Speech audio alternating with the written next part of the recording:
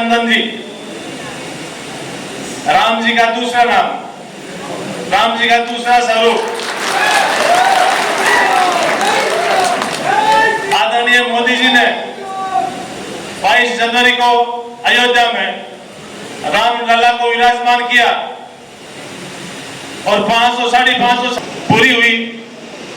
पूरा देश नहीं, पूरा विश्व मोदी जी के नाम पर नतमस्तक हो रहा है।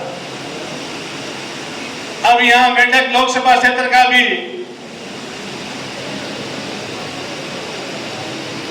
जो राम जी का वनवास था वो पूर्ण हो रहा है और इस लोकसभा में राम जी का प्रवेश हो रहा है, रघुनंदन जी का प्रवेश हो रहा है।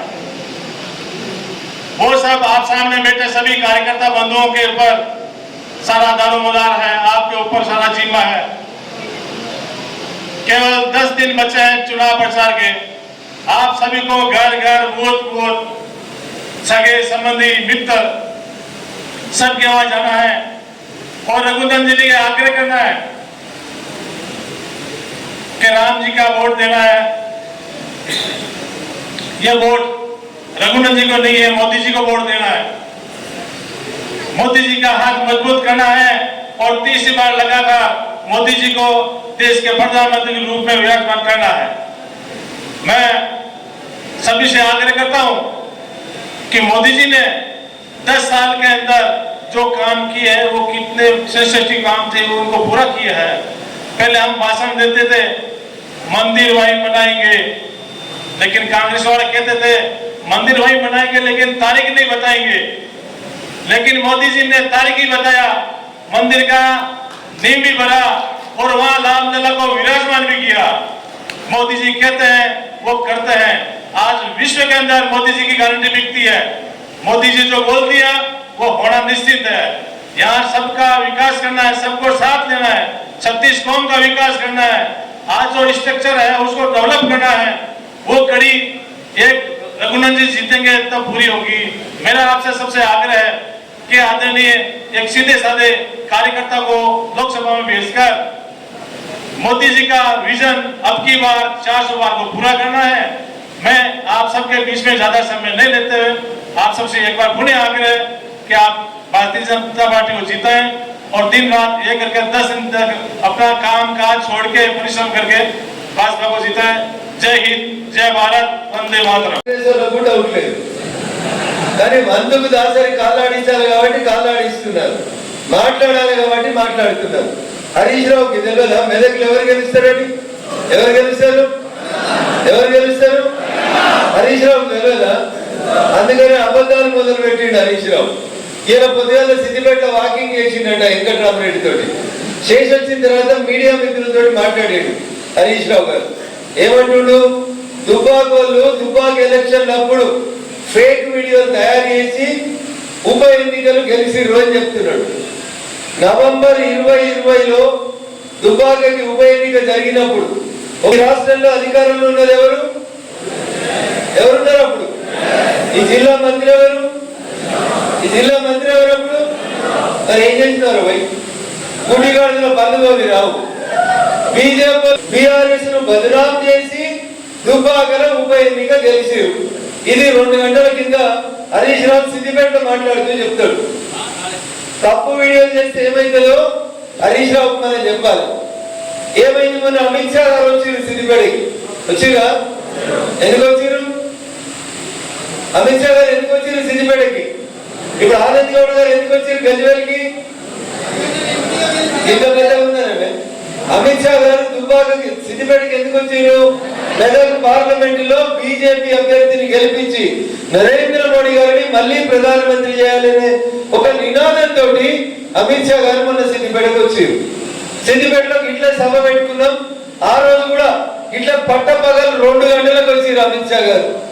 వేరే వాళ్ళ మీటింగ్ అయితే టెంట్ అంతా ఖాళీ అవుతుండే, కానీ బీజేపీ మీటింగ్ కాబట్టి మొత్తం తడిసిపోతుంటే కూడా మిట్ట మధ్యాహ్నం 2 గంటలకి సిద్దిపేటలో జనమంతా ఇట్లా కూర్చొని ఉన్నారు. అమిత్ షా గారు ఆ రోజు మాట్లాడారు. ఏం మాట్లాడారు అమిత్ షా గారు?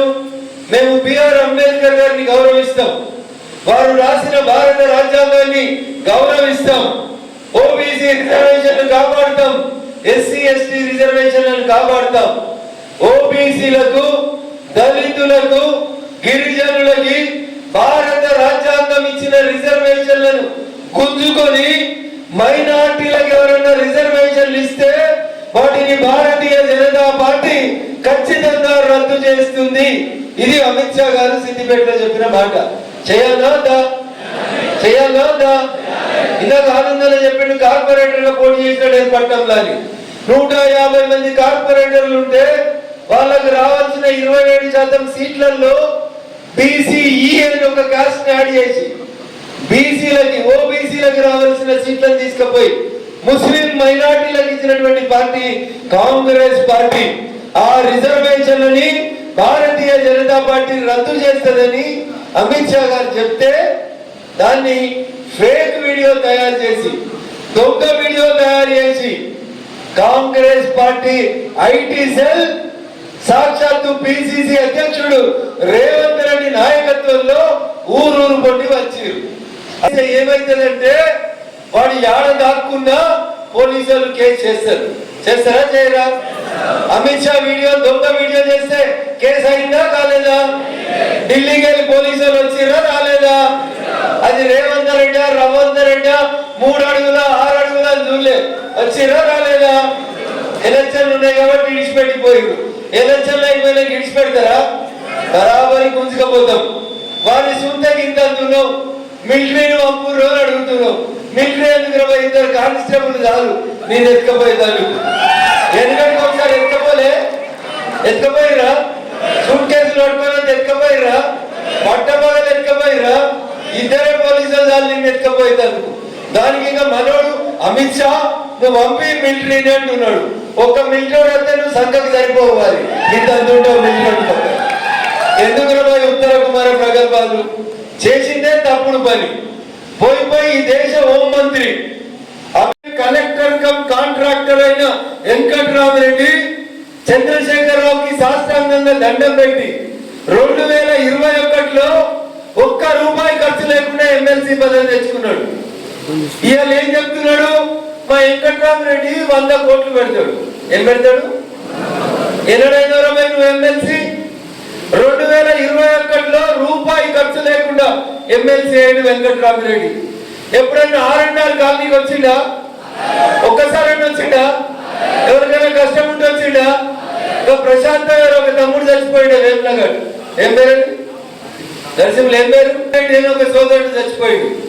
నేను పోయినా దవాఖానకు పోయినా బిల్లు వేస్తే సగం బిల్లు తక్కువ చేస్తారా కొట్లాడి వచ్చిన నేను. నువ్వేం చేసినావు కలెక్టర్? ఒక్కరికైనా ₹1 ఇచ్చినవా? పువ్వ దినేష్ అయితే ఇట్లా అన్నాడు, 2 ఎంగిల్ మెతుకులు కింద పడితే కాకులో పిల్లులో ఎత్తుకపోతాయి అనేటువంటి వీడు. ఆయనంట 100 కోట్లు పెట్టి మనల్ని చదివిపిస్తాడంట. నేను అడుగుతున్నా, 2021లో ఎమ్మెల్సీ అయినావు కదా, 22లో రానుంది R&R కాలనీకి. వచ్చిండు R&R కాలనీకి? అది వచ్చిండా? మరి 2022 వచ్చి 100 కోట్ల పెట్టని ఉంటుంది. మనిషికో 50 లక్షలు ఇచ్చిపోతుంటివి. నా వల్ల తప్పైంది, నా వల్ల రాత్రికి రాత్రి మీ ఇల్లు ఖాళీ చేయించినాం. ఆఖరికి మల్లారెడ్డి అనే రైతు తన స్థితి తానే నేర్చుకొని చచ్చిపోయిండు. పాప ప్రక్షాళన చేసుకుంటా తప్పైందని చెప్పి చెంపలు వేసుకొని మల్లారెడ్డి బిడ్డకు 10 లక్షలు ఇచ్చిండా? ఎన్నడన్నా మెదక్ వచ్చిండా? గజ్వేల్కి వచ్చిండా? సిద్దిపేటకు వచ్చిండా? దుబ్బాకకు వచ్చిండా? మరి ఇవాళ ఎందుకు వస్తుండే? 10 ఏళ్ళు కలెక్టర్ ఉండి ఎప్పుడన్నా దండం పెట్టి దరఖాస్తు ఇస్తామని కలెక్టర్ ఆఫీస్ పోతే బంట్రం తోటి బయటికి పంపించిన వెంకట్రామరెడ్డి ఇవాళ వచ్చి మీ ముడ్డి అడుగుతా, మీకు స్కూల్ పెడతా, మీకు ఇంకేదో చేస్తా అని పొంగరాలు కొడుతున్నాడు. అసలు హరీష్ అనేటోనికి ఇట్లా మాట్లాడడం నాకు సంస్కారం కాదు, కానీ మాట్లాడాలి, ఎందుకంటే ఆయనకు అర్థమైతలేదు. హరీష్ అనేట ఆయన 6 ఏళ్ళు మంత్రిగా ఉన్నప్పుడు వెంకట్రామరెడ్డి అనే సిద్దిపేట కలెక్టర్ ఒక్కరోజు కూడా హరీష్ ఫోన్ ఎత్తలే. ఆయనకి ఇజ్జత్ మానం ఉంటే వెంకట్రామరెడ్డితో తిరుగుడు కాదు, ఇంట్లో పోయి ఉల్లాకుతోటి ఉరేసుకొని చచ్చిపోవాలి హరీష్ అనేటోడు. ఏమైనా ఇజ్జత్ మానం ఉంటే ఈ మాట రఘునందన్ చెప్తున్నాడు. ప్రతి సర్పంచ్, ప్రతి ఎంపీటీసీ సిద్దిపేట, దుబ్బాక, గజ్వేల్ ఎప్పుడన్నా హరీష్ అనే మంత్రి దగ్గరికి పోయి హరీష్ అన్న ఒక్కసారి కలెక్టర్కి చెప్పంటే ఏం చెప్పాలి రా వాడు నా ఫోన్ ఎత్తాడు, వాడు మామకి దగ్గర ఉంటాడు అని చెప్పి తలుపులు పెట్టుకొని ఏడిచిన హరీష్ అనేటోడు ఇలా వెంకట్రామరెడ్డి వెనకాల ఎందుకు తిరుగుతుండన్నా? రాష్ట్ర కార్యవర్గ సభ్యులు విద్యాసాగర్ గారు, మెదక్ పార్లమెంట్ కో కన్వీనర్ సహచర న్యాయవాది మిత్రుడు నల్గామ శ్రీనివాస్ గారు, బీజేపీ రాష్ట్ర కౌన్సిల్ మెంబర్ మిత్రుడు దానం గురువారెడ్డి గారు, బీజేపీ రాష్ట్ర కౌన్సిల్ మెంబర్ ఎల్లూరు రామిరెడ్డి గారు, సిద్దిపేట జిల్లా ఉపాధ్యక్షులు కుడిక్యాల రాములు గారు,